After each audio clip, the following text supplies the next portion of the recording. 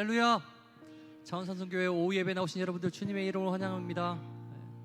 우리 마음이 어려울 때, 또 가로막혀서 힘들 때, 낙심될 때 변화없이 우리에게 손 내미시는 그 예수님의 친밀한 사랑을, 변화없는 사랑을 오늘 찬양 가운데 충만히 느끼실 수 있었으면 좋겠습니다. 변화없는 예수님의 그 친밀한 사랑 앞에 우리 시간 온 마음과 정성과 뜻을 다한 고백으로 함께 찬양하며 나아가시겠습니다.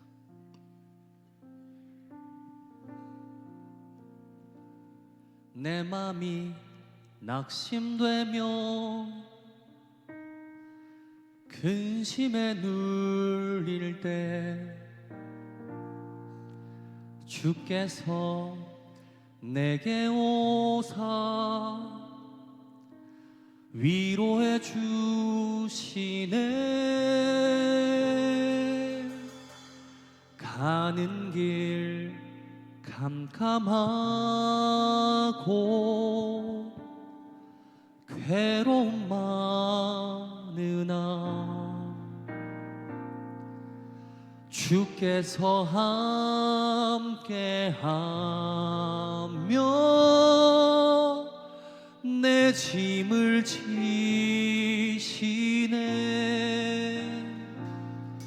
그네가 내게 족하네. 그네가 족하네. 이 괴로운 세상 지날 때 그네가 족하네. 우리 한 번 더 1절 합시다. 내 맘이 낙심되며 근심에 눌릴 때 주께서 내게 오사 위로해 주시네. 가는 길 캄캄하고 괴로움 많으나 주께서 함께하며 내 짐을 지시네. 그네가 내게 족하네. 그네가 족하네. 이 괴로운 세상 지날 때 그네가 족하네. 이제 합시다. 희망이 사라지고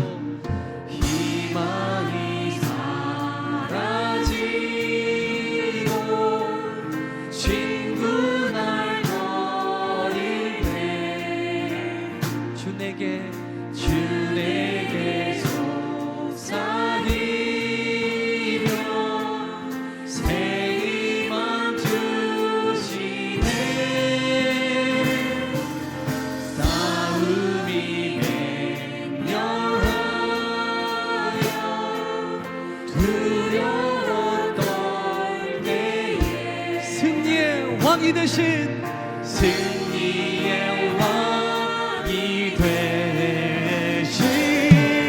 준성 드리네. 그네가 내게 족하네. 그네가 족하네. 이 괴로운 세상 지날 때 그네가 족하네. 그네가 족하네. 아멘.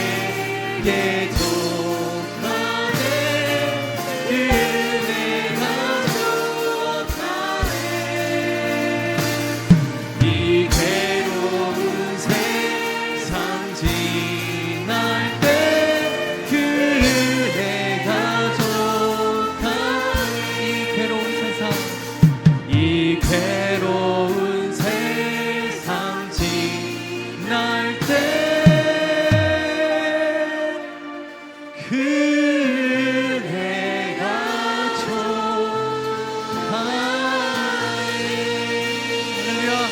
오늘도 넘치는 은혜로 우리와 함께 하시는 그 예수님의 사랑을 찬양합니다.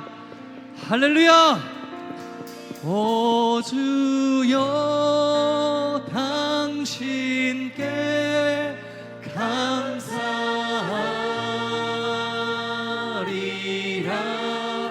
실로암 내게 주심을 나에게 영원한 사랑 속에서 떠나지 않게 하소서. 오 주여 당신께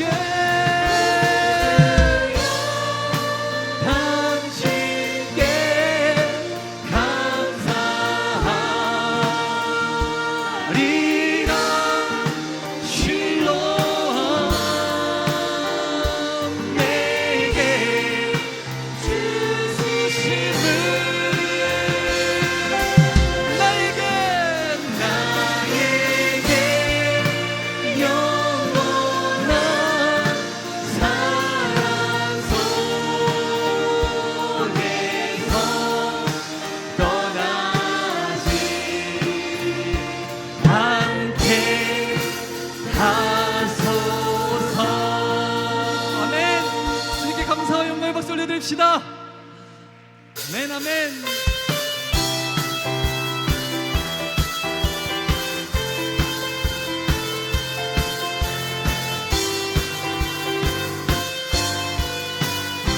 어두운 밤에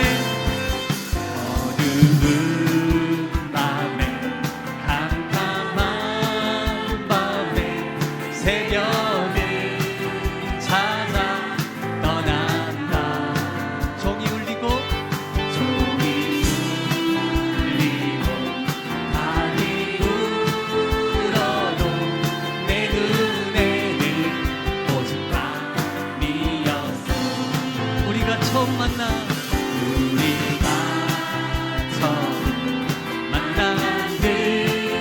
그때는 차가운 새벽이었어. 주님 마음속에 나를 향하신 있음을 나는 느낄 수가 있었어. 오 주여 당신께 감사하리라.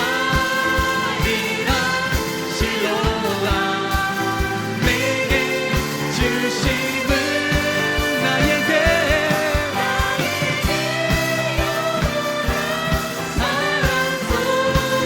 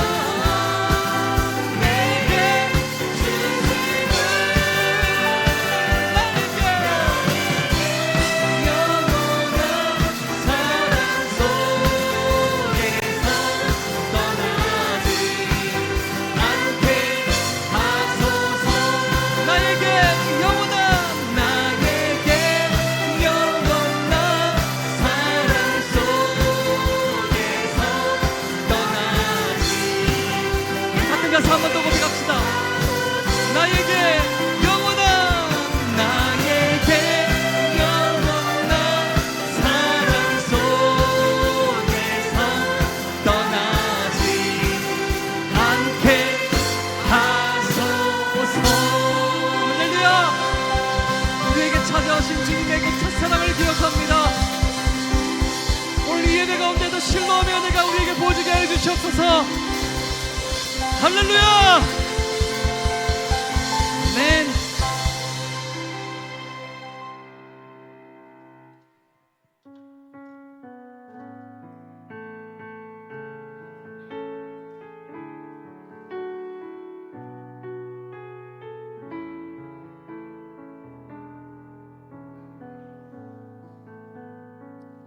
괴로울 땐 주님의 얼굴 보라. 평화의 주님 바라보아라. 세상에서 시달린 친구들아, 위로의 주님 바라보아라. 눈을 들어 주를 보라. 내 모든 염려 주께 맡겨라. 슬플 때에 주님의 얼굴 보라. 사랑의 주님 안식 주리라. 우리 절합시다. 힘이 없고 힘이 없고 내 마음 연약할 때 능력의 주님 바라보아라. 주의 이름 부르는 모든 자를 힘주시고 늘 지켜주시리. 눈을 들어 주를 보라. 내 모든 염려도 주께 맡겨라. 슬플 때에도 주님의 얼굴 보라. 사랑의 우리 두 손을 높이 들고 주님께 찬양합시다. 눈을 들어 주를 보라. 주를 보라. 내 모든 염려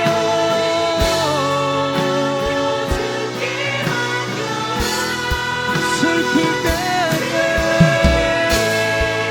주님의 얼굴 보라. 사랑의 주님 안식. 우리 한 번 더요. 눈을 들어 주를 보라.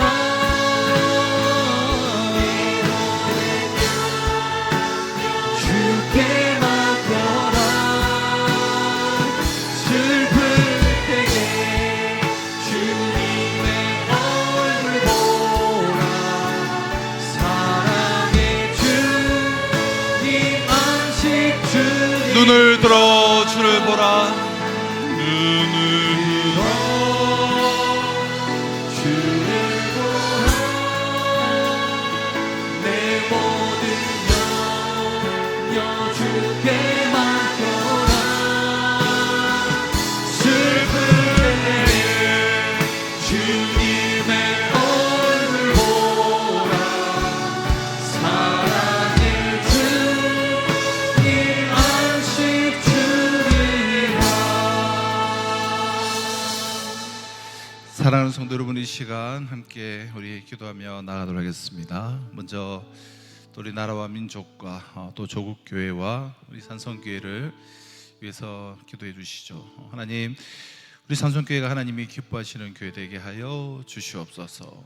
주와 복음에 사로잡혀서 정말 이 시대에 구원의 방주의 사명을 감당하며 복음의 통로로, 축복의 통로로 놀라운 사명을 감당하는 하나님이 기뻐하시는 교회 되게 하여 주시옵소서. 주님, 내가 그 하나님의 참 구원의 방주의 참 한 일원으로서 주님, 내가 복음에 사로잡힌 바 되기를 소망합니다. 그리하여 담대히 이 시대를 참 복음으로 살아갈 수 있는 은혜를 허락하여 주시옵소서.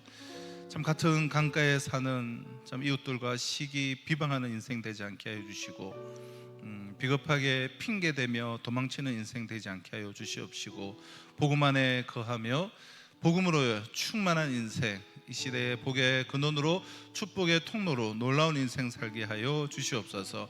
우리 산성교회가 그런 하나님이 기뻐하시는 교회 되게 하여 주시옵소서. 우리 주만 부르시고 우리 자신의 영혼을 두고 또 하나님의 은혜를 구하는 기도로 우리 주만 부르시고 함께 우리 기도하며 나아가도록 하겠습니다. 주여, 아버지 하나님, 이 나라와 이 민족과 조국교회를 주며 손에 올려드립니다. 하나님이 기뻐하시는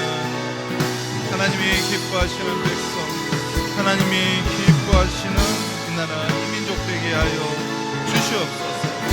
아버지 하나님, 이리 바라옵고 소원하는 것은 아버지 하나님의 놀라운 역사와 위대하심과 충만한 은혜가 아버지 우리 가운데 있게 하여 주시옵시고, 우리 성도들의 모든 삶과 모든 가정 가운데 아버지 하나님 놀라운 복음의 역사가 부릴 듯이 일어날 수 있도록 함께 하여 주시옵소서. 아버지 하나님, 담대함을 허락하여 주시옵소서. 비겁한 인생 살지 않게 하여 주시옵소서. 주여, 우리 모두를 성령으로 사로잡아 주시옵소서. 복음에 사로잡힌 바 된 인생 되게 하여 주시옵소서.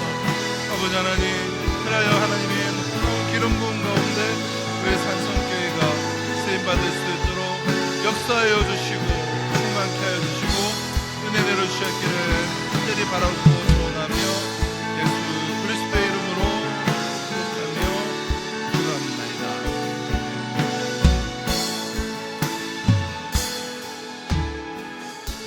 네, 우리 송종호 집사님 나오셔서 대표 기도해 주시겠습니다.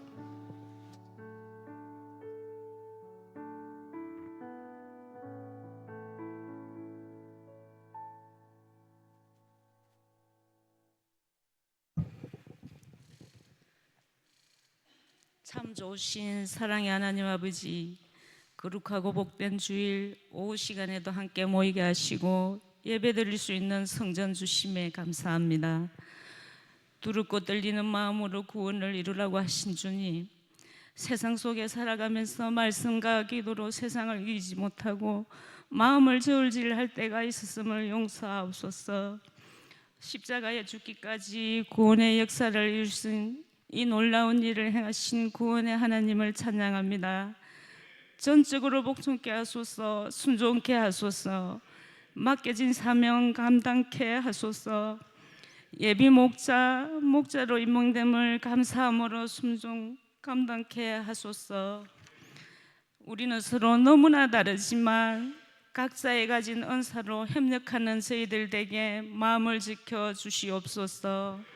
또한 한 주간을 어떻게 생각, 행동으로 나오는지를 돌아보는 각자의 삶이 되게 주님 도와주시옵소서. 그리하여 우리의 전업인 그리스도인으로서의 삶을 살아가는데 조금도 부끄럽지 않게 말씀에 비추어 기도할 수 있는 시간을 잘 관리하는 저희 되게 하여 주시옵소서. 이제 말씀을 듣기를 원합니다. 달고오만 말씀이 듣기에만 만족치 않고 삶에 적용되어지는 은혜의 시간 되기를 성령께서 간섭해 주시기를 원하옵고, 영적인 존재인 우리에게 선물로 주신 구원의 하나님을 믿으며 예수님의 이름으로 기도드립니다. 아멘.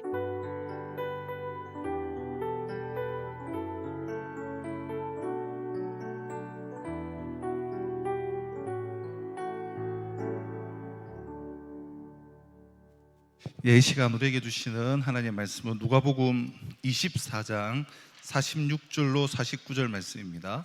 누가복음 24장 46절로 49절 말씀.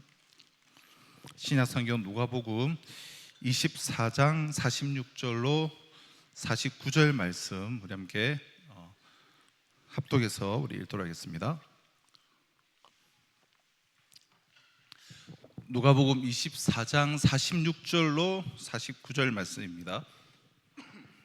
우리 함께 우리 합독해서 읽도록 하겠습니다. 또 이르시되 이같이 그리스도가 고난을 받고 제3일에 죽은 자 가운데서 살아날 것과 또 그의 이름으로 제사함을 받게 하는 회개가 예루살렘에서 시작하여 모든 족속에게 전파될 것이 기록되었으니 너희는 이 모든 일의 증인이라. 볼지어다 내가 내 아버지께서 약속하신 것을 너희에게 보내리니 너희는 위로부터 능력으로 입혀질 때까지 이 성에 머물라 하시니라. 아멘. 네, 우리 교회는 이제 구원의 이제 방주다라는 말을 많이 합니다. 저도 이제 기도 중에 구원의 방주인 우리 산성교회 그런 표현도 쓰고, 교회는 구원의 방주다라고 우리가 많이들 말하는데요. 그러니까 교회를 이제 방주에, 그러니까 배에 이제 비유를 한 것이죠. 이처럼 교회를 우리가 배에 비유를 한다고 한다면 교회는 유람선일까요? 네, 구조선일까요? 교회는 당연히 유람선이 아니라 구조선이 되어야 하는 것이죠. 유람선의 목적이 무엇입니까? 유람선은 그 배에 타고 있는 관광객들을 즐겁게 해주는 것을 목적으로 삼고 있습니다. 구조선은 이제 배 밖에 있는 사람들을 구출하는 것이 목적이에요. 물에 빠져 있는 사람들을. 유람선은 일단 겉이 매우 이제 화려합니다. 그러니까 유람선에 타면 또 모든 것이 다 이제 해결이 돼요. 그 안에 있는 모든 것들을 무한정으로 언제든지 먹을 수 있고, 배 안에 있는 모든 것들이 다 이제 공짜입니다. 놀고 싶으면 놀고, 자고 싶으면 자고, 수영하고 싶으면 수영하고, 배고프면 또 아무거나 다 먹을 수도 있습니다. 그러니까 지루하면 운동을 하기도 하고, 게임을 하기도 하고, 그러니까 자기가 원하는 대로 시간을 다 보낼 수가 있는 곳이 이제 유람선이죠. 크루즈 여행. 저도 크루즈는 타본 적은 없지만, 안타깝게도 교회를 마치 이 크루즈, 유람선처럼 생각하는 경우들이 적지 않게 있습니다. 그러니까 자신을 이제 크루즈에 탄 유람선 이제 승객처럼 여기면서 교회에서 이 나를 위한 최상의 서비스를 받기를 원하는 것이죠. 그러니까 교회가 자신의 피로를 이제 채워줄 것을 요구하고, 그리고 주일마다 예배를 통하여서 이 거룩한 엔터테인먼트, 거룩한 이제 아주 나에게 감동을 주고 나에게 이렇게 만족을 주는 그러한 예배, 거룩한 엔터테인먼트죠. 그런 것들을 이제 해주기를 이제 기대를 하는 것입니다. 그러면서도 혹 지금 내가 타고 있는 배가 마음에 안 들거나 혹 이제 실증이 나거나 그러면 언제든지 이제 또 다른 유람선으로 갈아탈 준비가 되어 있는 것이죠. 유람선 같은 교회는 이 타이타닉호와 같이 작은 충돌에도 쉽게 자초되어져 버리고 말게 됩니다. 교회는 결코 유람선일 수가 없어요. 교회는 유람선이 아닙니다. 교회는 하나님께서 잃어버린 영혼을 구원하라는 임무를 맡겨주신 이 구조선이에요. 그러니까 교회는 유람선이 되어서는 안 됩니다. 그러니까 기존의 교인들이 우리들끼리만 즐겁고 재미나고 행복한 교회, 그러니까 새로운 사람들에 대한 관심과 배려가 이제 없어진 교회, 더 나아가서 아예 새로운 사람들이 오는 것을 귀찮아하는 교회. 그렇다면 그 교회는 어느덧 구조선이 아니라 유람선으로 이제 변질된 것이죠. 유람선은 행복하잖아요. 재밌고 즐겁고. 그래서 우리끼리는 행복할 수 있어요. 얼마든지 또 재미나고 좀 재미나게 신앙생활했다 그렇게 표현하기도 하고, 물론 신앙생활은 아주 재미난 것이죠. 그러나 유람선 안에서의 재미남이 아니라 이 구조선 안에서의 그 끈끈함, 그 다이나믹, 그리고 거기서 주어지는 기쁨, 즐거움, 이제 그런 즐거움이 있는 것이죠. 그러니까 구조선이 아닌 유람선으로 우리가 변질되어서는 안 된다는 것입니다. 유람선 교회의 특징이 이제 몇 가지가 있는데요. 늘 자신들을 위한 축제가 있고, 예산은 대부분 교회 내부를 위해서, 교회 안에 우리를 위해서, 교회 내부를 위해서 사용이 되어집니다. 그리고 그것을 원해요. 왜냐하면 내가 백값을 냈으니까, 즉 헌금을 했으니 나를 위해서 써달라, 우리를 위해서 베풀어 달라, 서비스를 해달라라고 생각하는 것이죠. 교회를 유람선이라고 생각하기 때문에 자꾸 이제 대접을 받으려고 하는 것이죠. 그러니까 뭐 자비량으로 이제 선교하고 또 전도하고 또 구제하고 섬기는 것을 좋아하지 않아요. 내 뱃값이 나를 위해서 써야지. 또한 일하는 사람은 유람선 교회 특징은 일하는 사람은 소수인 반면에 구경하고 즐기면서 자기 만족을 누리고 싶어하는 사람들이 다수를 차지해요. 우리가 이게 유람선을 보면 그렇잖아요. 일하는 사람들이 소수로 일하고 그보다 훨씬 더 많은 사람들은 즐기는 것이죠. 그래서 소수의 사람들이 그 즐기는 사람들을 이제 뒷바라지하는, 그러니까 유람선 교회의 특징입니다. 성경에서 가르쳐주는 교회는 결코 유람선이 아닙니다. 교회는 세상이라는 이 바다 한가운데서 게다가 태풍이 휘몰아치고 여러 가지 이게 뭐 바람도 부는 그 삶 한가운데서 빠져 죽어가는 수많은 생명들을 이제 구하는 구조선이죠. 우리는 자신이 구조선에 나는 타고 있다, 나는 구조선에 타고 있다, 여기에만 만족해서도 안 되지 않겠습니까? 교회가 우리만의 구조선이 되어서는 안 된다라는 그러한 말입니다. 물에 빠져 죽어가는 사람들의 도움의 손길을 요청할 때 귓가에 손을 내밀고 생명줄을 던져서 그들을 살려낼 수 있는 그러한 교회. 뭐 쉽게 말하면 이제 복음을 전하는 것이고 전도하는 것이고 뭐 선교하는 것이죠. 그래서 우리가 전도는 우리가 선택할 과제가 아니라 이제 필수적인 과제입니다. 해도 돼도 안 해도 되는 것이 아니라 그냥 삶이 돼야 되고 순종해야 되는 그런 필수 과목들이에요. 오늘 본문은 우리가 그럼 왜 이렇게 이제 전도를 해야 하는지, 전도를 하기 위해서 하나님 우리에게 주신 두 가지에 대해서 이제 말씀하고 있는데요. 첫째는 하나님은 우리에게 복음을 주셨습니다. 복음, 복된 소식, 너무나 좋은 소식. 그러니까 복음이라는 말 자체가 이제 기쁜 소식이라는 뜻이지 않습니까? 굿뉴스. 이 복음을 우리에게 주셨다라는 거예요. 46절을 한번 보실까요? 46절 우리 같이 한번 읽도록 하겠습니다. 우리에게 주신 복된 소식. 또 이르시되 이같이 그리스도가 고난을 받고 제3일에 죽은 자 가운데서 살아날 것과. 예수님이 나를 위하여 먼저 고난을 받으셨다. 나를 위해 고난을 받으셨다. 복음이죠. 또 그 예수님이 나를 위하여 십자가에 죽으셨다. 복음 아닙니까? 또 살아날 것과. 나 같은 죄인을 대신하여 십자가에 죽으셨다가 그분께서 사흘 만에 살아나셔서 죄와 사망을 이기시고 우리의 구원하는 구원자가 되셨다. 복음입니다. 47조도 보실까요? 47조도 또 같이 한번 읽도록 하겠습니다. 시작. 또 그의 이름으로 제사함을 받게 하는 회개가 예루살렘에서 시작하여 모든 족속에게 전파될 것이 기록되었으니. 그러니까 죽으시고 부활하신 예수 그리스도를 믿기만 하면 그의 이름으로 제사함을 받게 되고 우리의 모든 죄가 완전하게 깨끗하게 용서받게 되는 길이 열렸다, 이 말씀이잖아요. 복음이죠. 복음 중에 복음이요, 우리 영혼의 가장 기쁜 소식이에요. 하나님 우리에게 이 기쁜 소식을 우리에게 주셨습니다. 자, 그런데 여러분, 문제가 이제 어디에 있는가? 이 기쁜 소식이 오늘날 우리 신자들에게 더 이상 그렇게 기쁜 소식으로 받아들여지고 있지 않다라는 거예요.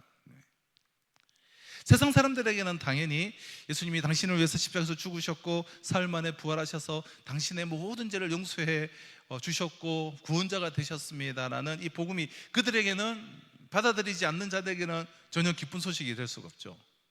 그게 뭐 어쨌다는 거냐? 오히려 이제 반문을 합니다. 하나도 그들에게 복음이 되지 않아요. 기쁜 소식이잖아요.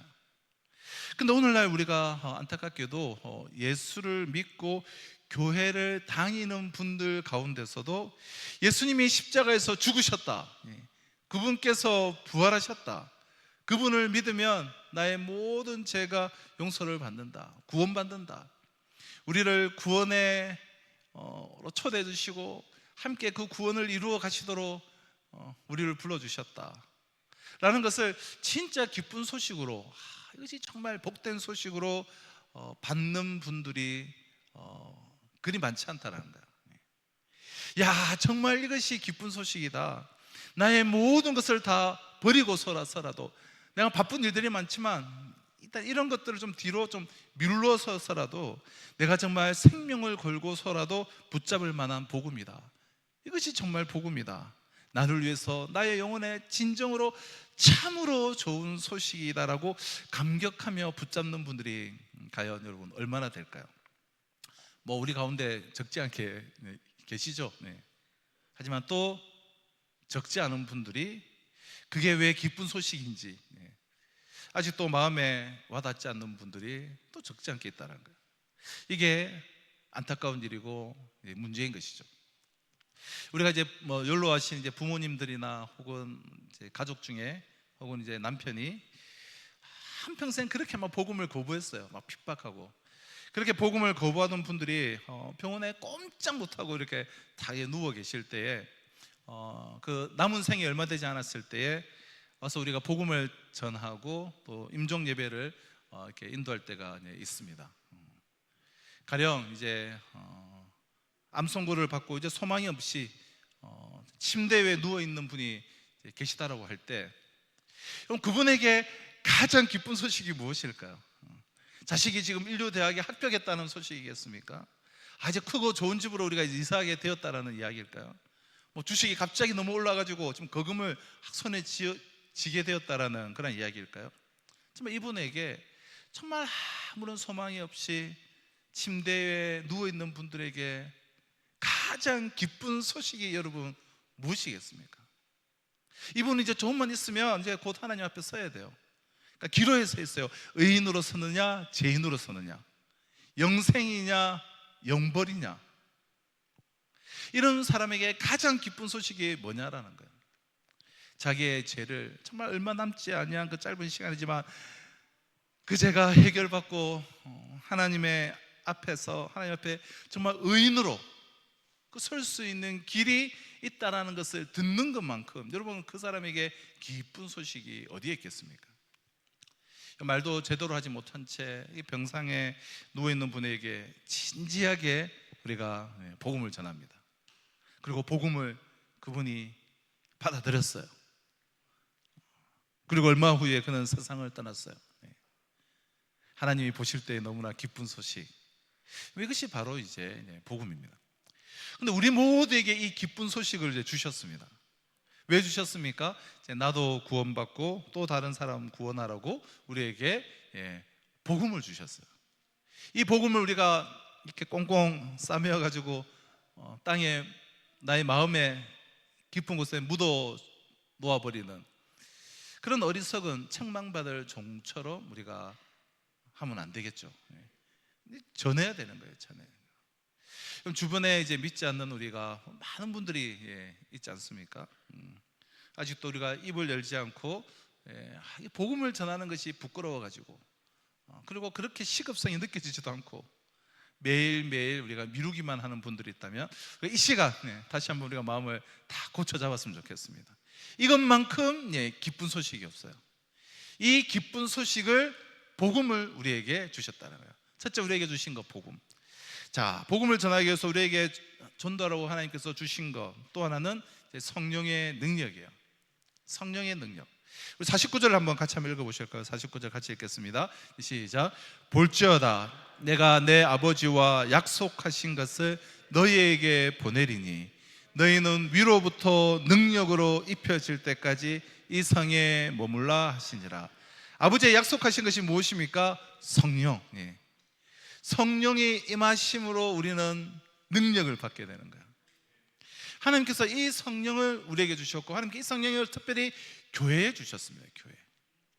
우리 사도행전을 이제 쭉 우리가 공부했지만 사도행전 2장에 보면 아주 놀라운 일들이 많이 발견되지 않습니까? 성령이 기도하는 예루살렘의 그 마가의, 정확하게는 마가의 어머니의 다락방이죠.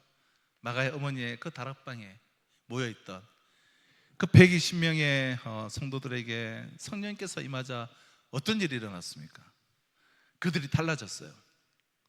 자기들이 보고 들은 예수 그리스도를 증거하지 않으면 견딜 수가 없어가지고 큰 소리로 복음을 전했습니다. 오늘 오전에 말씀드린 것처럼 하나님을, 궁극적 존재인 하나님을 만난 거예요. 하나님을 경험한 거예요. 궁극적 존재인 하나님을 만난 그 심령은, 그 영혼은 내가 안 변하려고 해도 전인격적으로 전인이 변화될 수밖에 없어요. 정말 강렬한 경험을 이제 하게 되는 것이죠. 세상에 그 어떤 것과 비교되지 않아 성령이 임한 자들, 강렬한 경험을 하게 되죠. 그 강렬한 경험은 어떻게 숨겨둘 수가 없어요. 보자기에 싸두고 그냥 넣어둘 수가 없어요. 그냥 말과 행동으로 나타나는 거죠. 액션이 나타나는 것이죠. 그래서 그들은 예수 그리스도를 증거하지 않으면 견딜 수가 없어가지고 큰 소리로 복음을 전했습니다. 너희가 예수를 십자가에 못 박았지만 그 예수가 부활하셨다라고 이제 외친 거예요. 이 예수가 인류를 구원하는 구원자다. 그러니까 성령이 말하게 하시니까 입을 다물고 있을 수가 없는 거예요. 그러니까 막 외쳤더니 사람들이 이렇게 막 몰려왔습니다. 그래서 이제 베드로가 일어나서 이제 설교를 한 것이죠. 너희들이 죽인 그 예수 그리스도를 하나님이 다시 살리셨다. 그 이 예수를 믿어라. 그리하면 너의 죄가 용서함을 받을 것이다. 그렇게 그냥 외쳐버린 거예요. 베드로 앞에서 지금 그 말을 듣고 있는 사람들의 대부분은 예수님을 지금 죽이자고 막 외쳤던 폭도들이 대부분이에요. 예수를 죽여야 된다 소리쳤던 폭도들이 다 대부분인데 거기에다 대고 외쳐버린 것이죠. 그러자 베드로의 말을 듣자마자 가슴이 너무너무 가책을 받아서 형제여 우리가 어찌할꼬 하며 가슴을 치며 회개하고 그들이 돌아왔습니다. 아시는 대로 3,000명, 여자와 어린아이까지 합치면 10,000명이 넘는 거예요. 그렇게 엄청난 사람들이 한순간에 예수 믿고 돌아오는 역사가 일어났는데 이 역사는 누구의 능력이겠습니까? 성령의 능력이죠. 성령의 능력. 그럼 성경에 이 성령의 능력을 받은 제자들 앞에 예루살렘이 삽시간에 성시화가 되었습니다. 성령의 능력을 받은 제자들을 통하여서 예루살렘의 성시화. 또 성령 충만한 그 집사 빌립 앞에 그 사마리아가 이제 굴복을 했습니다. 사마리아. 빌립이 이때 가서 사마리아에 복음을 전했는데 그렇게 복음 앞에 그들이 무릎 꿇을 수 있었던 것은 요한복음 4장에서 예수님이 사마리아 땅에 가셔서 그 사마리아 여인을 회복시켜 주시고 복음을 전하시고 그 사마리아 여인이 그냥 동네마다 외치고 다녀서 이 밭이 예수님 그때 사마리아 여인 때 다져졌어요. 그래서 이제 사도행전에 와서 빌립 집사가 성령 충만한 빌립 집사가 가서 전하니까 사마리아 전체가 이렇게 또 복음 앞으로 굴복한 것이죠. 그럼 성령 충만한 성도들이 핍박을 받아 사방으로 흩어지면서 막 복음을 전하자 안디옥이 예수 믿는 도성이 되었고 그래서 그 안디옥 교회 초대 선교사인 바나바와 바울을 파송하는 그 안디옥 교회가 참 예수 믿는 도성이 되었고 온 유다 전역에 하나님을 믿는 백성들이 불일 듯이 일어났습니다. 그럼 사도행전 9장 31절은 그리하여 온 유대와 갈릴리와 사마리아와 교회가 평안하여 든든히 서가고 주를 경외함과 성령의 위로로 진행하여 수가 더 많아지니라. 예수 믿고 돌아오는 사람들의 수가 점점 더 많아졌습니다. 어떻게 이런 일이 생겼습니까? 이제 성령의 능력으로. 그럼 선교를 가서 이제 복음을 이제 전하지 않습니까? 저는 이제 전할 때마다 사실 그 생각이 들어요. 이 현지어로 통역을 거쳐서 이제 복음을 전하면 이 한국말로 할 때도 잘 못하는데 이 통역을 거쳐서 하면 제가 하면서도 이 설교를 듣고 얼마나 진짜 예수를 믿게 될까라는 생각을 할 때마다 들어요. 할 때마다. 복음을 전하는 저 스스로 이제 그런 생각이 드는 거예요. 근데 또 할 때마다 또 깨닫게 되는 것은 참 신기한 것은 그 설교를 듣고 예수를 믿겠노라고 참 일어서서 영접하는 이들을 보면 너무나 이제 명확한 것이죠. 성령이 하시는구나. 이것은 성령이 역사하시는 일이구나. 이번 필리핀 선교 때도 개인적으로 그 따갈로를 이렇게 그러니까 따갈로로 이렇게 뭐 통역을 해서 이제 하지 않습니까? 그런데 뭐 현지인들은 모르고 저는 이번에 개인적으로 참 감사하고 저에게 큰 힘이 됐던 게 우리 청소년 학생들이 또 우리 교회에서는 동일한 메시지라도 걔들이 별로 관심이 없었을 텐데 그 선교 현장에서 거기서 뜨겁게 함께 사냐고 그 영적인 분위기가 형성되니까 그 말씀을 애들이 잘 듣더라고요. 그러면서 영접 기도할 때 우리 애들이 먼저 벌떡 일어나고 그래서 이제 그런 영접하는 모습을 보고 역시 성령이 하시는 거구나 이런 생각이 많이 들었는데요. 그럼 신통치 않은 설교자가 전하는 메시지를 듣고 많은 사람들이 예수를 믿고 돌아오는 것을 보면 성령이 하시는 것이죠. 성령이. 그럼 설교를 하던 노방에서 우리가 복음을 전하던 복음을 전해본 분들은 누구나 공통적으로 하는 이제 고백이 있습니다. 내가 한 것이 아닙니다. 나는 도구에 지나지 않습니다. 성령이 하셨습니다. 누구나 이제 하는 고백이죠. 실제로 일은 성령이 하시는 것입니다. 성령. 그래서 우리가 성령이 하시도록 하기 위해서는 우리는 이제 기도하는 것이죠. 성령이여 임하여 주시고 성령님 일하여 주시고 성령님 역사하여 주시옵소서. 그래서 우리가 기도가 중요한 것 아닙니까? 그럼 성령이 하시도록 나는 내 힘을 완전히 빼고 그저 기도하고 우리는 전하면 되는 거예요. 그러면 아주 부담 없이 아주 기분 좋게 우리는 복음을 전할 수가 있습니다. 그러니까 그 다음에 문제는 우리가 성령께 맡기고 우리는 그냥 전하고 그냥 그렇게 전하기만 하면 되는 것이죠. 그래서 좀 복음을 전하는 것, 전도는 사람의 일이 아니고 성령의 일입니다. 복음은 성령께서 전하시는 거예요. 나는 사용되는 이제 도구에 지나지 않습니다. 스피커에 지나지 않고. 그럼 전도를 할 때 우리가 한 가지 좀 조심하고 이제 기억해야 할 것이 있는데요. 그것은 너무 좀 가볍지 않게, 좀 값싸지 않게 전하는 거예요. 복음을 가지고 있는 우리는 겸손하지만 우리는 이제 품격이 있어야 됩니다. 이 품격. 예를 들어서 이제 교회 가자고 이번에 우리 교회 전도 집회 한번 와봐라 할 때 우리가 이런저런 이야기들 할 수도 있지 않습니까? 그럴 때 직구전 우리 남자들은 술자리에서 막 그런 이야기도 해요. 너가 이 술 한잔 마시면 내가 또 교회 가줄게. 예수 믿어줄게. 막 그런 이야기도 하고 그러지 않습니까? 여러분 복음이 그렇게 값싸게 전해지지 않는다는 것을 우리는 기억해야 돼요.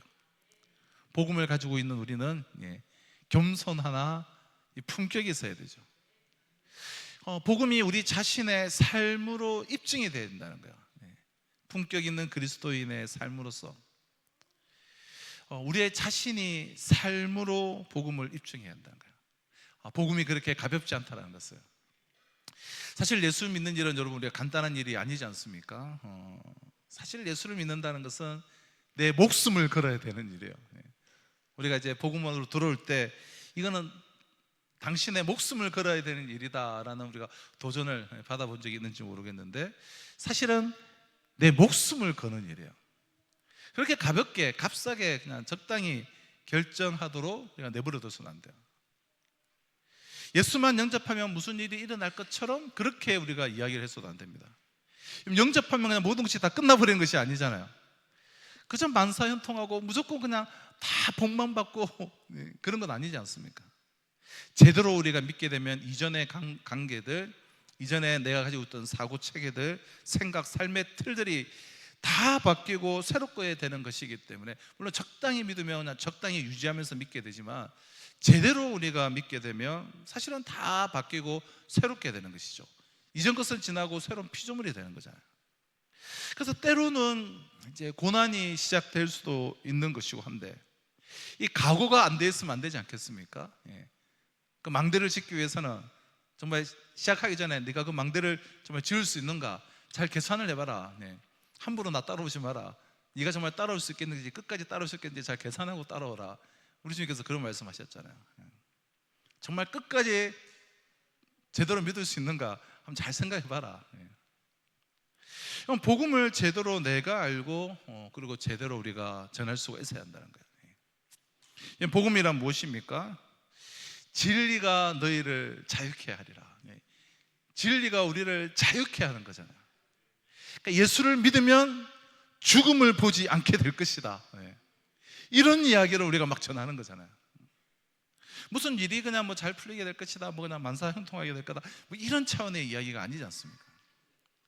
그러니까 그런 복음을 우리가 살아내고 그걸 전할 수 있을 때는 정말 우리가 복음대로 살아내고 그 열매로 우리가 내 삶의 열매로 전할 수 있다면 누구든지 이 복음의 품격과 그리고 복음의 깊이로 인하여서 그저 복 받는다, 병 고쳐진다, 자식 잘 된다, 무슨 선물을 준다 그러지 않아도 우리가 정말 십자가를 말하고 그리고 고난을 얘기해도 사람들은 복음에 대해서 마음이 좀 열릴 것이라고 믿어요.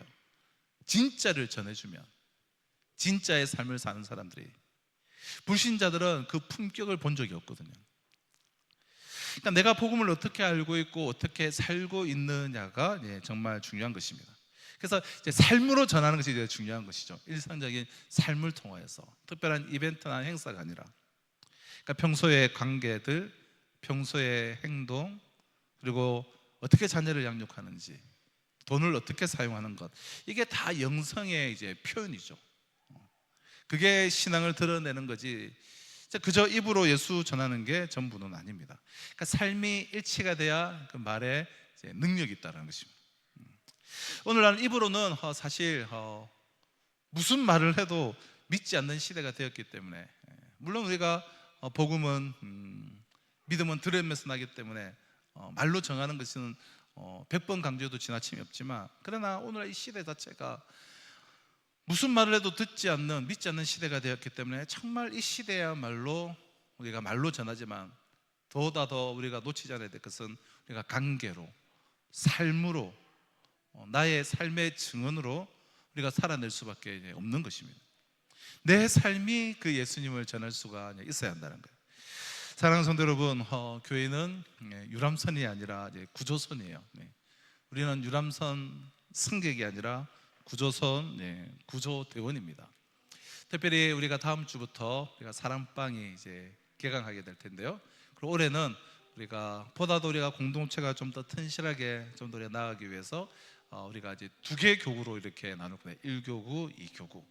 그래서 담당 교육자들도 있고 또 담당 우리 장로님들도 계시고, 그래서 보다 더 우리가 그 교구를 통해서 또 우리가 또 전체를 바라보며, 그러니까 보다 더, 그리고 각 사람방 안으로 더 이렇게 좀 나아가려고 하는데요. 우리가 각 사람방 안에서 그저 우리가 모여서 우리가 좀 소수가 좀 더 잘 친해지자. 그러니까 전체로 모이면 친하기 힘드니까 우리가 소수로 모여서 좀 더 친해지자. 단순히 사랑방은 그런 친목 모임이 아니에요. 그 사랑방 안에서 정말 우리가 온전한 하나됨을 경험하고, 거기서 우리가 정말 사람을 살리는, 영혼을 살리는 그런 구조선의 역할을 감당하는 그러한 사랑방, 그러한 이제 사랑방들이 모여서 좀 하나님이 기뻐하시는 그러한 우리 교회로 좀 세워져 나가야 될 텐데요. 우리는 구조대원이기 때문에, 전도자이기 때문에, 또 하나님의 말씀을 세상에 전함으로 하나님의 뜻을 이루어 드려야 되기 때문에 하나님께서 우리에게 복음과 성령의 그 능력을 우리에게 주셨습니다. 그러므로 복음 안에 거하며 우리가 성령에게 우리가 기도합시다. 우리에게 더 큰 능력을 달라고, 당당하게 성령에게 우리가 구합시다. 우리를 성령으로 충만케 해달라고. 그럼 우리를 통하여서 아무리 강박하고 완악한 심령이라도 회개하고 돌아오는 그런 기적들이 있을 거야. 우리를 통해서 우리 주님은 일하실 줄로 믿습니다. 우리 산성교회를 통하여서, 또 우리 사랑방을 통하여서, 또 복음의 구조대원인 우리 한 분 한 분을 통하여서 이 세상을 변화시키고 살리고 치유하고 고치고 또 귀한 사명 감당하는 우리 모두가 되시고, 또 이번 3월부터 우리 사랑방 모임을 통해서 이 귀한 복음의 사명을 기쁘고 행복하게 우리가 한 마음으로 감당할 수 있는 우리 모두가 다 되시기를 주님의 이름으로 축원합니다. 이 시간 우리 사도행전 할 때 이제 불렀던 찬양인데요. 우리는 주의 움직이는 교회, 함께 이 찬양 하겠습니다.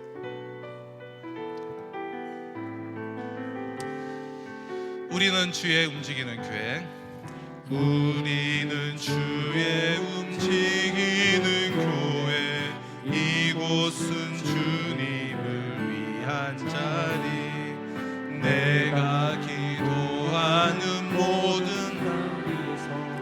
하나님 예배받은 그날을 고대하네. 우리는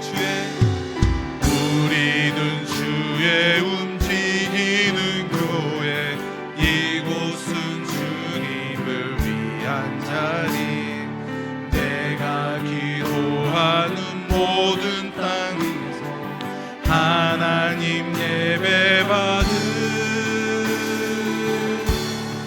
그날을 고대하네 나의 노래로 주님 성전을 지으리 높임을 받으소서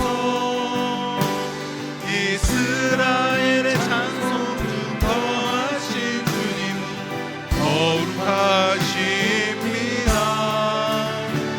두 손 들어 주님의 보좌를 만들고 온 맘 다해 경배하리 구름 날개 사이에 임하신 것처럼 내 위에 임하소서 하나님 우리가 이곳에 섰으니 이 땅을 치유하소서 하나님 우리가 어디에 있는지 주를 높이리여 열방들아 주님 송축할지어다 그 발 아래 입맞추라 영원한 통치자 주 예수 그리스도 그는 위대하신과 우리는 주의